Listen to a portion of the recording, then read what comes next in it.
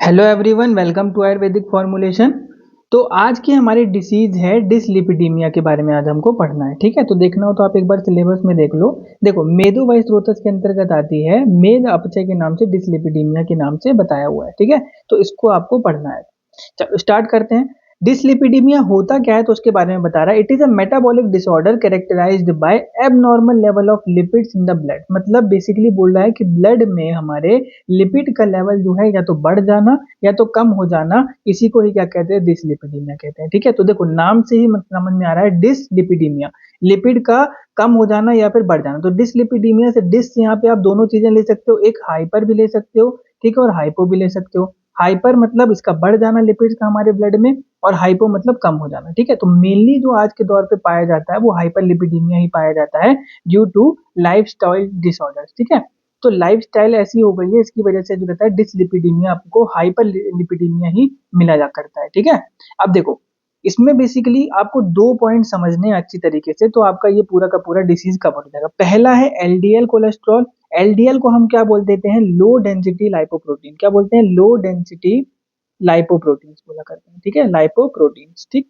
और एचडीएल को हम क्या बोल देते हैं, हाई डेंसिटी लाइपोप्रोटीन बोल देते हैं। ठीक है, तो देखो बस आप इतना समझो, लो डेंसिटी लाइपोप्रोटीन को क्या बोलते हैं, बैड कोलेस्ट्रॉल बोला करते हैं, और एचडीएल जो हाई डेंसिटी लाइपोप्रोटीन है उसको हम क्या बोल देते हैं, गुड कोलेस्ट्रॉल बोला करते हैं। ठीक है, अब देखो जो लाइपोप्रोटीन्स है, ठीक है, अगर आप इसको ब्रेक करोगे तो इसमें दो चीजें हैं। लाइपोप्रोटीन जो है बेसिकली दो चीजों से मिलकर के बना। लाइपो का मतलब होता है लिपिड प्लस प्रोटीन। तो ये बेसिकली कॉम्प्लेक्स रहता है लिपिड और प्रोटीन का, जो कि क्या काम करवाता है, ट्रांसपोर्ट करवाने का काम करता है कोलेस्ट्रॉल और ट्राइग्लिसराइड को हमारी ब्लड स्ट्रीम में। ठीक है, तो हमारे ब्लड स्ट्रीम में जो भी कोलेस्ट्रॉल या फिर ट्राइग्लिसराइड्स वगैरह जो ट्रांसपोर्ट हो रहे हैं वो किसके थ्रू होते हैं, लाइपोप्रोटीन का कॉम्प्लेक्स बनता है उसके थ्रू होते हैं। ठीक है, अब लो डेंसिटी लाइपोप्रोटीन्स को हम बैड कोलेस्ट्रॉल कहते हैं, मतलब खराब वाला। बस आप इतना समझो, लो वाला कौन सा रहता है, खराब रहता है। ठीक है, मतलब अच्छा नहीं है। और हाई डेंसिटी लाइपोप्रोटीन को हम क्या बोल देते हैं, अच्छा वाला बोल देते हैं। ठीक है, अब यहाँ पे हमने क्या बोला, डिसलिपिडीमिया का मतलब दोनों चीजें, या तो बढ़ जाना या तो कम हो जाना। तो इतना सिर्फ आप मतलब समझो कि देखो लो डेंसिटी लाइपोप्रोटीन जो है वो खराब वाले हैं, तो अगर खराब वाले को हमारे ब्लड में क्या होना चाहिए, कम होना चाहिए। लेकिन अगर वो बढ़ जाए, ठीक है, और एचडीएल जो हाई डेंसिटी लाइपोप्रोटीन है, ठीक है, जिसको हम क्या कहते हैं, देखो लो डेंसिटी वाले को क्या हम क्या बोल देते हैं, बैड बोल देते हैं। ठीक है, और इसको क्या बोल देते हैं, गुड बोल देते हैं। तो लो डेंसिटी वाले लाइपोप्रोटीन जो बैड कोलेस्ट्रॉल है हमारे ब्लड में, वो कम होने चाहिए थे, वो अगर बढ़ गए। और अच्छे वाले जो हाई डेंसिटी लाइपोप्रोटीन है वो ज्यादा होने चाहिए थे, लेकिन वो क्या हो गया, कम हो गया। तो इसी कंडीशन को हम क्या बोल देते हैं, डिसलिपिडीमिया बोल देते हैं। ठीक है, सिर्फ इतना सा मतलब समझना है आपको। लो डेंसिटी वाले कैसे रहते हैं, तो बैड रहते हैं। ठीक है, बैड कोलेस्ट्रॉल है तो उनको कम होना चाहिए था हमारे ब्लड में, जो खराब चीजें हैं वो हमारे ब्लड में कम होनी चाहिए थी ना, लेकिन वो बढ़ जाएगा। ठीक है, उनका लेवल जो है वो एलिवेट हो जाए। और जो एचडीएल है जिसको हम गुड कोलेस्ट्रॉल बोलते हैं, जो हमारे ब्लड में ज्यादा होना चाहिए थी, जो अच्छी वाली चीजें ज्यादा होनी चाहिए थी, लेकिन वो कम हो जाए, बस इतना समझो आप। ठीक है, तो वही कंडीशन को हम क्या बोलते थे, डिसलिपिडीमिया। तो यहाँ पे क्या बोला है, देखो हाइपरलिपिडीमिया एलिवेटेड क्या होता है, low density lipoprotein bad one. तो बैड वन जो है वो कम होने चाहिए थे ना, लेकिन वो क्या हो गए, एलिवेट हो गया, मतलब बढ़ गए। ठीक, पहली कंडीशन। या फिर हाइपोलिपिडीमिया मतलब रिड्यूस्ड एचडीएल। एचडीएल मतलब क्या, गुड वाले। तो अच्छे वाले क्या होने चाहिए, ज्यादा होने चाहिए, लेकिन अच्छे वाले क्या हो गए, कम हो गए। इन दोनों कंडीशंस को ही हम क्या बोल देते हैं, डिसलिपिडीमिया बोल देते हैं।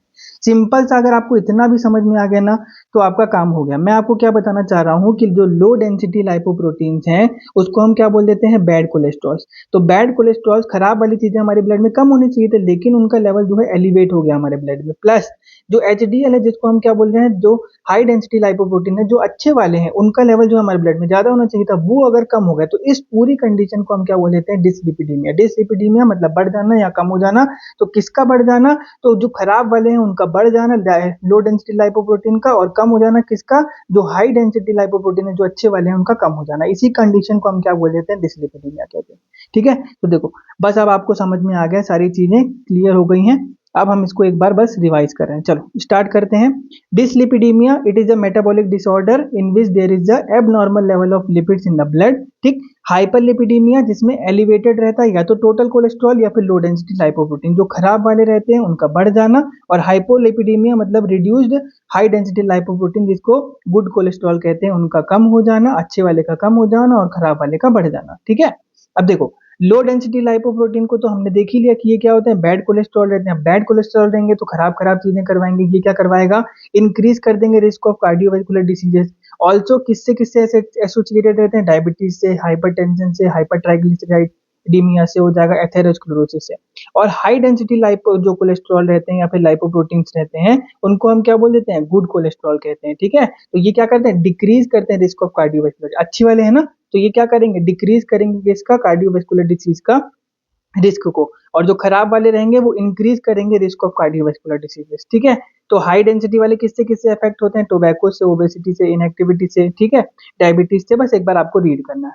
ठीक है, अब एक पॉइंट और समझो आप, इतना जब चीजें आपको समझ में आ गई तो एक पॉइंट और समझो। ठीक है, देखो जैसे ये हमारी ब्लड वेसल्स है यानी कि आर्टरीज है। ब्लड वेसल्स में, आर्टरीज में क्या होता है, देखो लाइपोप्रोटीन बेसिकली प्रोटीन और लिपिड का एक कॉम्प्लेक्स है जो कि ट्रेवल कर रहा है हमारे ब्लड में। ठीक है, ब्लड स्ट्रीम में। ठीक है, वो ट्रांसपोर्ट करवाने का काम करता है कोलेस्ट्रॉल और जो भी ट्राइग्लिसराइड हमारे ब्लड स्ट्रीम में। ठीक है, तो लाइपोप्रोटीन्स बेसिकली हमारे ब्लड स्ट्रीम में ट्रेवल कर रहे हैं। अब आप समझो, जैसे ये मान के चलो एक आर्टरी है। आर्टरी में क्या होता है, जब वो ट्रेवल कर रहे हैं तो आर्टरी में जाकर के डिपॉजिट होना चालू हो जाते हैं। ठीक है, तो ये डिपॉजिट जब होते हैं तो इसको क्या बोला करते हैं, प्लैक्स बोला करते हैं। ठीक है, प्लैक बोला करते हैं। जैसे ये कोलेस्ट्रॉल जाकर के हमारी आर्टरी की वॉल पे डिपॉजिट होना चलते हैं, चालू करते हैं, तो मान के चलो ये दोनों तरफ से डिपॉजिट होना चालू करेंगे। तो ये जो ल्यूमन पहले इतना चौड़ा था वो कैसा हो गया, कम हो गया ना। तो अब ये ल्यूमन कम हो जाएगा। ठीक है, तो बेसिकली मैं आपको क्या बताना चाह रहा हूँ, आर्टरीज में सबसे पहले जाकर के कोलेस्ट्रॉल डिपॉजिट होते हैं। जैसे ये डिपॉजिट होते हैं तो उनको हम क्या बोल देते हैं, प्लैक्स बोल देते हैं। ठीक है, अब प्लैक डिपॉजिट होने की वजह से वहां पे क्या होता है, ल्यूमन जो रहता है वो पतला हो जाता है। अब अगर ल्यूमन, आप खुद ही बताओ, ल्यूमन अगर पतला पतला हो गया वहां पे, तो वहां पे ब्लड फ्लो जो रहेगा वो कम हो जाएगा ना।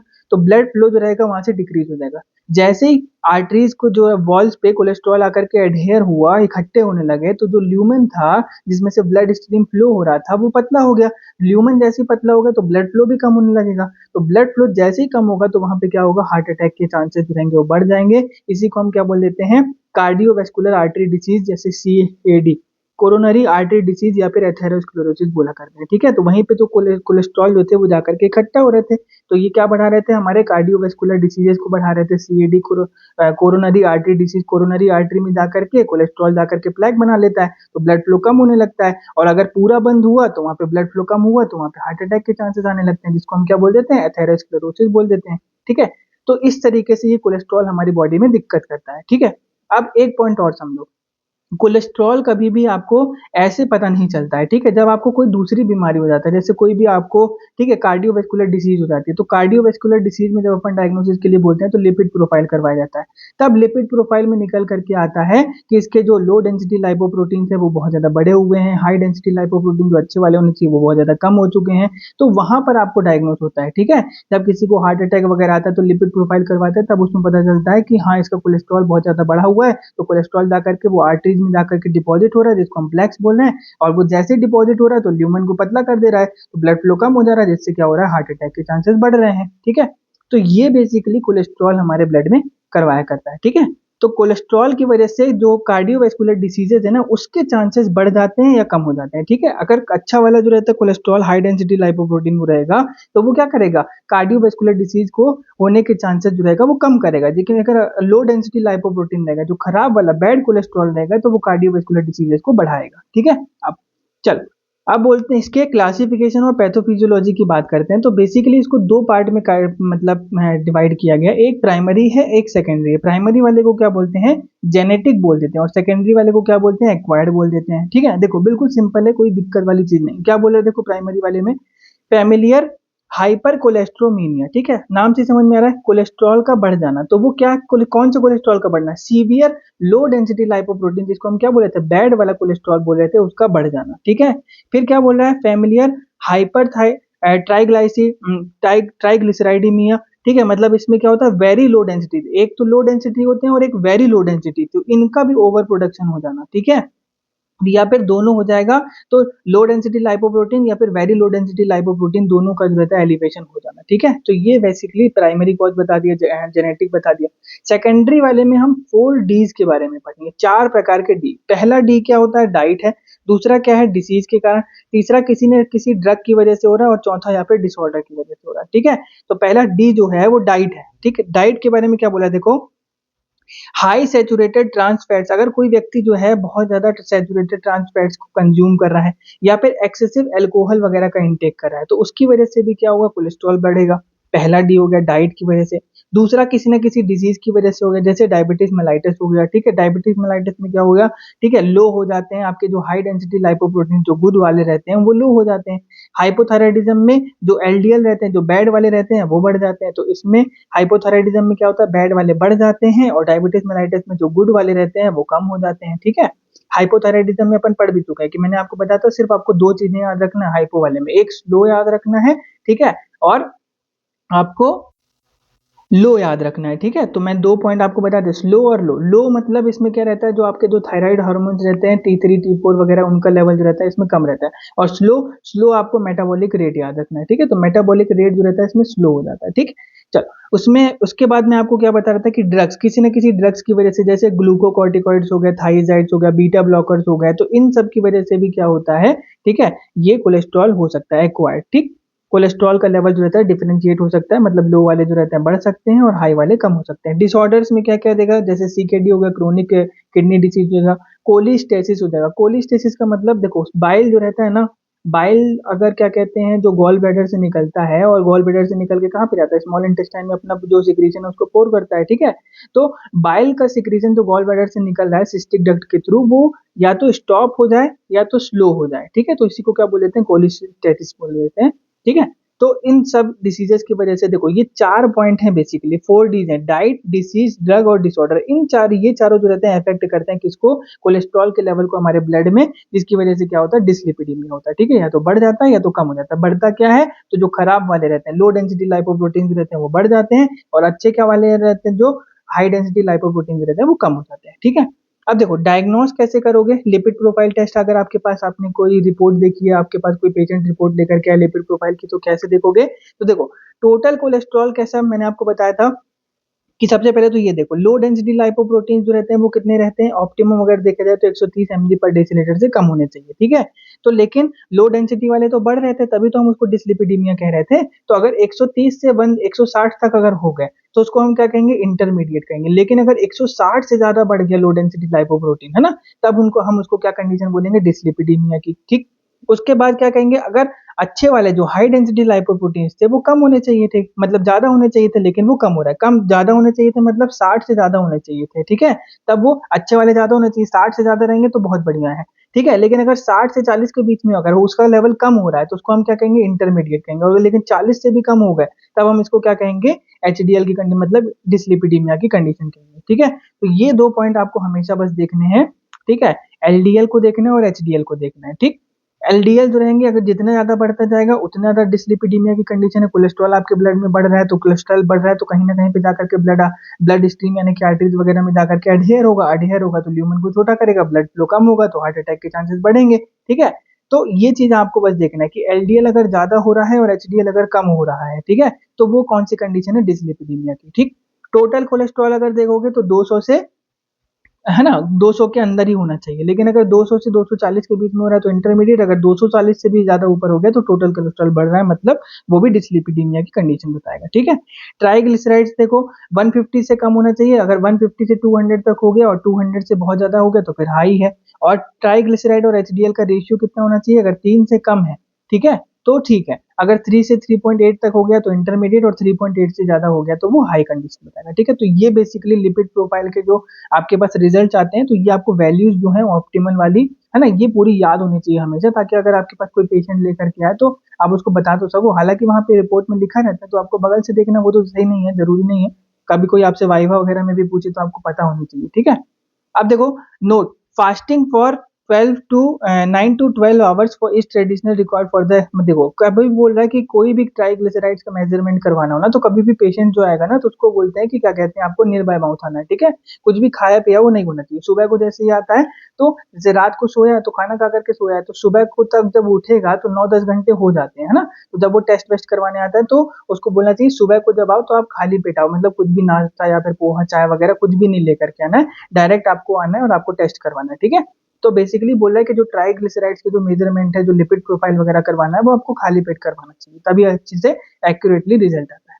अब यहाँ पे क्लिनिकल प्रेजेंटेशंस कहते हैं, देखो ये बहुत ज्यादा एकदम टिपिकल क्लिनिकल प्रेजेंटेशंस हैं, ये आपको दिखेंगे। वैसे मोस्टली जो पेशेंट्स रहते हैं ना वो सारे के सारे एसिम्टोमेटिक रहते हैं, लेकिन बहुत सारे आपको पेशेंट, अब आप इसको नोटिस करना, जब भी आप कभी भी ओपीडी वगैरह में जाना ना तो उसको देखना प्रॉपर आपको दिखेगा ऐसा टाइप का। देखो ये जैसे दिख रहा है ना आपको, ये ज़ैंथोलेस्मा, ये आपको प्रॉपर दिखते हैं, जिनका कोलेस्ट्रॉल लेवल जो रहता है बहुत ज्यादा बढ़ता रहता है ना, उसके आईलिड्स के चारों तरफ ऐसे येलोइश टाइप्स के प्लेक्स दिखने लगते हैं, ठीक है।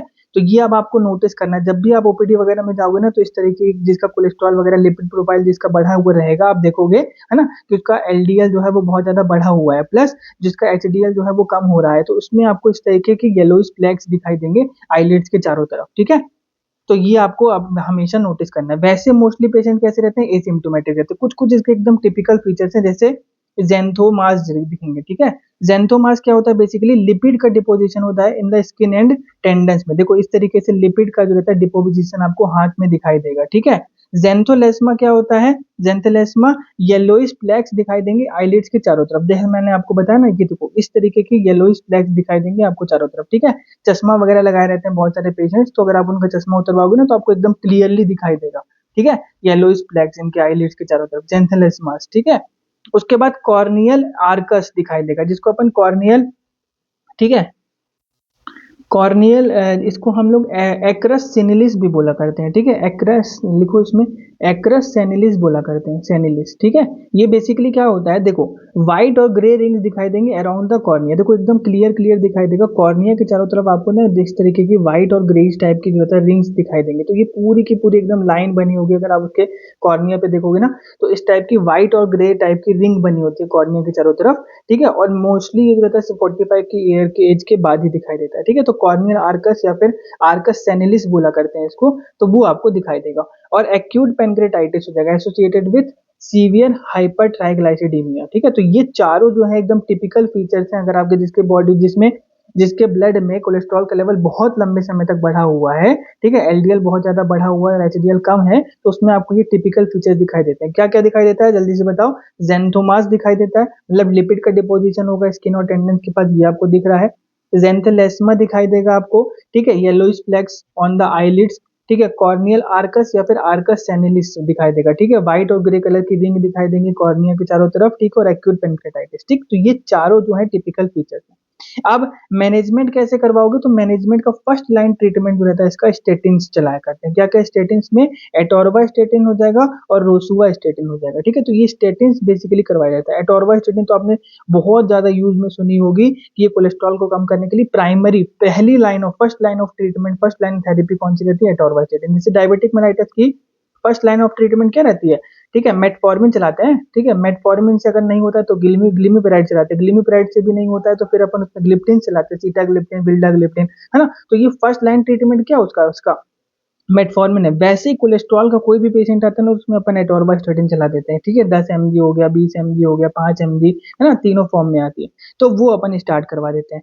तो स्टेटिन्स क्या रहती है, द फर्स्ट लाइन थेरेपी रहती है, but not statin, non statin therapy are use for the patient who are statin intolerant और नॉट, मतलब बोल रहा है कि बेसिकली जो स्टेटिन से जो रहते हैं, जिनको इनटॉलरेंट रहते हैं, जो सहन नहीं कर पाते हैं, ठीक है, तो उनके लिए अपन फिर दूसरी चीजें चलाई जाते हैं, जैसे एजीथीमाइड चलाया जाता है, फाइब्रेट्स चलाया जाता है, ठीक है। लेकिन फर्स्ट लाइन ऑफ ट्रीटमेंट क्या रहता है, स्टेटिन्स रहता है। अब मैं आपको एक अलग से चीज बता रहा हूँ, उसको आप हमेशा लिख दो। देखो एमआई का कोई भी पेशेंट आता है, जब आपकी इंटर्नशिप वगैरह चलेगी, है ना, तो मायोकार्डियल इंफार्क्शन का ईसीजी निकलवाया करते हैं। कोई भी ऐसे चेस्ट पेन की कंप्लेन लेकर के आता है आपके पास, तो उसमें आप सबसे पहले क्या करवाते हो, ईसीजी निकलवाते हो, ठीक है। ईसीजी में अगर आपको कहीं पर भी कोई भी थोड़ा सा भी दिक्कत समझ में आ रही है, तो कभी भी अगर आपको कोई भी दिक्कत है और लोड कभी आपके पास कोई डॉक्टर वगैरह अवेलेबल ना हो, तो लोडिंग डोज होता है, ठीक है।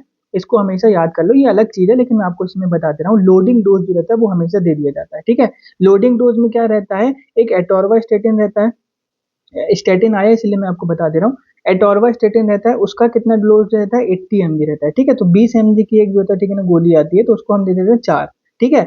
और वैसे आपको क्लोपिडोग्रिल, ठीक है, इसको आपको कितना दे देना है, 300 mg दे देना है, प्लस एक तीसरी जो रहता है एस्प्रिन या फिर डिस्प्रिन जो रहता है वो आपको दे देना है कितना, 300 mg। तो इन तीनों ड्रग्स का कॉम्बिनेशन जो है हमेशा याद रखना, इसको क्या बोला करते हैं, बेसिकली लोडिंग डोज बोला करते हैं, ठीक है।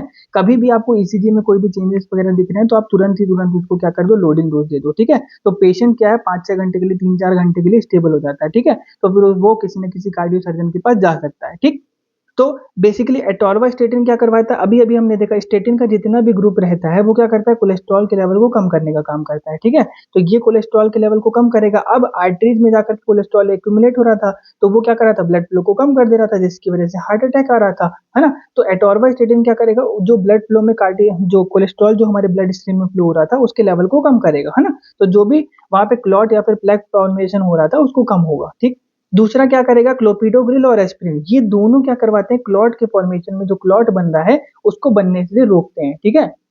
तो बेसिकली जो प्लेटलेट्स का एग्रीवेशन होता है ना, तो प्लेटलेट्स के एग्रीवेशन को प्रिवेंट कर देते हैं, नहीं होने देते हैं, तो क्लॉट जो होता है वो नहीं बनता है, ठीक है। तो बस आप तो इतना याद रखो कि बेसिकली ये तीनों जो रहता है, देखो क्लोपिडोग्रिल की भी 75 mg आया करती है, इसको भी हम 4 गोली, और एस्प्रिन की भी 75 mg आया करती है, इसकी भी 4 गोली। तो ये तीनों को जो रहता है, ठीक है, 12 गोली मिला करके दे देते हैं तुरंत, एक साथ ही 12 की 12 गोली जो रहती है खिला दी जाती है पेशेंट्स को, ये लोडिंग डोज रहता है। अगर कभी भी कोई भी ईसीजी में दिक्कत जाती है तो ये अपन दे देते हैं, ठीक है। अब अपन क्या बात कर रहे थे, स्टेटिन। स्टेटिन में अपन कौन सी देखे, एटोरवास्टेटिन और रोसुवास्टेटिन, ठीक है। तो स्टेटिन का जो भी ग्रुप रहेगा वो कोलेस्ट्रॉल के लेवल को कम करने का रहेगा, ठीक है। अब इसके साइड इफेक्ट्स क्या रहेंगे, तो माइल्जिया होने लगेगा, मतलब मसल पेन होने लगेगा, ठीक है। इंक्रीज एलएफटी लीवर फंक्शन बढ़ जाएगा, ऑनसेट ऑफ डायबिटीज मेलाइटस, तो ये सब इसके साइड इफेक्ट्स हैं, ठीक है। एजिटिमाइड में अगर देखते हैं तो इसके साइड इफेक्ट्स क्या क्या रहेंगे, तो इसमें डायरिया होने लगेगा, फटीग होने लगेगा, ठीक है, थकान लगने लगेगी, और फाइब्रेट्स, ठीक है। तो ये एजिटिमाइड जो रहते हैं और फाइब्रेट्स तब यूज की जाती है जब कोई पेशेंट जो रहेगा स्टेटिन के इंटॉलरेंट रहेगा, ठीक है। तो फाइब्रेट्स में क्या रहता है अपना, फिनोफाइब्रेट्स रहते हैं या जेम फाइब्रोजिल रहता है, ठीक है। और ये क्या करवा देते हैं, increase risk of myopathy. Basically myopathy जो रहता है ना, एक जनरल टर्म बताया है, ठीक है। कोई भी जो रहता है, ठीक है, मसल में अगर दिक्कत जा रही है, ठीक है, तो उसके लिए एक जनरल मतलब टर्म बता दिया है, कोई भी डिसीज ऑफ मसल के, जैसे मसल में अगर कोई वीकनेस आ रही है, ठीक है, या फिर मसल क्या हो रहा है, उसमें मसल में पेन हो रहा है, तो मायोपैथी बता दी है। तो ये रिस्क इंक्रीज कर देता है किसका, मायोपैथी का, कोई भी मसल की डिजीज रहती है उनके रिस्क को इंक्रीज कर देता है। तो बस आप तो 3 वर्ड याद रखो, स्टेटिन्स, ठीक है, जिसमें अपन एटोरवास्टेटिन या फिर रोसुवास्टेटिन या क्या करती है, ब्लड में जो कोलेस्ट्रॉल रहता है उसके लेवल को कम करती है। एजिटिमाइड रहते हैं, ये भी ब्लड में कोलेस्ट्रॉल लेवल को, और फाइब्रेट्स दोनों काम करवाती है, ठीक है। लो डेंसिटी लाइपोप्रोटीन जो रहता है उसको, जो बढ़ा हुआ है उसको कम करवाने का काम करती है, और एचडीएल को बढ़ाने का काम करती है, ठीक है। तो जो बुरा वाला रहता है, बैड वाला रहता है, उसको कम करने का काम करती है, और जो अच्छा वाला रहता है, गुड वाला रहता है, उसको बढ़ाने का काम करती है। तो ये दोनों काम कौन करती है, फाइब्रेट्स, ठीक है। अब स्टेटिन की अगर इंटेंसिटी लेवल देखा करेंगे तो हाई इंटेंसिटी कौन सी रहती है, मैंने आपको बताया सारी की सारी रहती है, 5 mg आया करती है, 10 mg आया करती है, 20 mg आया करती है। तो हाई इंटेंसिटी में अगर उसको देना होगा तो आप इसमें 40 से 80 mg दे सकते हो, और रोसुवास्टेटिन आप 20 से 40 mg दे सकते हो। मॉडरेट में अगर देना होगा, ठीक है, तो मॉडरेट में आप 10 से 20 mg दे सकते हो एटोरवास्टेटिन। रोसुवास्टेटिन आप 5 से 10 mg, और सीमोवास्टेटिन जो रहती है हम 20 से 40 mg दे सकते हो, ठीक है। मतलब वो तो डिपेंड करेगा कि कोलेस्ट्रॉल का लेवल पेशेंट के ऊपर कितना है, ठीक है, तो वो तो आपकी युक्ति के ऊपर डिपेंड करेगा। चलो, मैंने आपको क्या बताया, डिसलिपिडीमिया में आप दोनों चीजें दे सकते हो, हाइपर या फिर कम। हाइपर मतलब जो खराब वाले रहते हैं उनका बढ़ जाना, लो डेंसिटी लाइपोप्रोटीन का बढ़ जाना, और हाइपो में आप जो अच्छे वाले रहते हैं, हाई डेंसिटी लाइपोप्रोटीन का कम हो जाना, ठीक है। अच्छा, खराब वाले अगर बढ़ेंगे तो वो क्या करेंगे, इंक्रीज कर देंगे कार्डियोवास्कुलर डिसीजेज के रिस्क को, ठीक है। और अच्छे वाले अगर जो रहता बढ़ेंगे तो बढ़िया है, रिस्क को कम कर देंगे कार्डियोवास्कुलर डिसीज के रिस्क को, ठीक है। उसके बाद हमने 4 Ds देख लिए थे कि डाइट से भी होता है, डिसीज से भी होता है, ड्रग से भी होता है, और डिसऑर्डर से होता है। कोई भी डिसऑर्डर हो गया जैसे सीकेडी वगैरह हो गया, ये लेवल आपको हमेशा याद रखना है, अपने खुद के लिए याद रखना है, ठीक है। कभी भी कोई भी टेस्ट वगैरह करवाना हो ट्राइग्लिसराइड का तो कैसे करवाओगे, खाली पेट करवाते हैं, नील बाय माउथ करवाते हैं, ठीक है। मतलब रात में पेशेंट को बोल देते हैं सो करके आना, और सुबह आकर के बिना कुछ खाए पिए ना, चाय वाय भी नहीं पीना है उसको, और सीधे आकर के टेस्ट करवाना है। ये आपको टिपिकल फीचर्स दिखते हैं, जेंथोमा दिखता है, जेंथेलेस्मा दिखता है, कॉर्नियल एक्रेस जिसको हम एक्रेस सेनिलिस भी कहते हैं, और एक्यूट पेंक्रेटाइटिस, ठीक है। फर्स्ट लाइन ऑफ ट्रीटमेंट क्या रहेगा, इसमें स्टेटिन रहेगा, एटोरवास्टेटिन रहेगा, एजिटिमाइड रहेगा, और फाइब्रेट्स रहेगा, ठीक है। तो ये बेसिकली हमने ये डिसलिपिडीमिया छोटा सा टॉपिक था, इसको कवर किया, ठीक है। इसको देख लीजिएगा, कोई दिक्कत हो तो आप पूछ लीजिएगा, ठीक है। Thank you.